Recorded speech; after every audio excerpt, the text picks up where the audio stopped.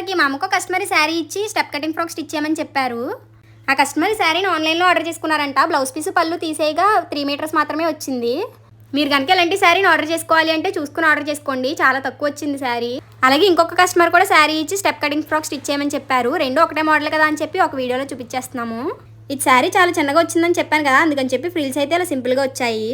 కానీ చూడడానికి లుక్ అయితే మాత్రం చాలా బాగుంది కదా. మీకు ఎలా అనిపించిందో కామెంట్ సెక్షన్లో కామెంట్ చేయండి. ఇలా స్టెప్ కటింగ్ పెట్టి హ్యాండ్స్ అయితే ఇలా పెట్టారనమాట. హ్యాండ్స్కి కూడా క్లాత్ అస్సలు సరిపోలేదు.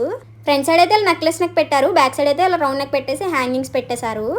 ఇదైతే ఇంకొకరిది. శారీ మాత్రం 5 మీటర్స్ వచ్చిందనమాట, అందుకని చెప్పి ఎక్కువ ఫ్రిల్స్ వచ్చాయి. చూడడానికి మాత్రం చాలా బాగుంది కదా. ఇలా ఫ్లవర్స్ డిజైన్ వచ్చిందనమాట. శారీలో ఉన్న పళ్ళుని ఇలా బాడీ పార్ట్కి వేసేసారు, అందుకని ఫ్రిల్స్ కూడా ఎక్కువ వచ్చాయి. గల్లీ కూడా చాలా పెద్దగా వచ్చింది. శారీ పెద్దగా ఉండడం వల్ల హ్యాండ్స్ కూడా చాలా బాగా వచ్చాయి. నాకైతే చాలా బాగా అనిపించింది. మీకు ఎలా అనిపించిందో కామెంట్ సెక్షన్లో కామెంట్ చేయండి. కలర్ కూడా బాగా అనిపించింది. క్లాత్ కూడా చాలా స్మూత్గా ఉంది. సమ్మర్లో ఇలాంటివే చాలా కంఫర్ట్గా ఉంటాయి. అలాగే చూడడానికి కూడా చాలా సింపుల్గా నీట్గా అనిపిస్తాయి.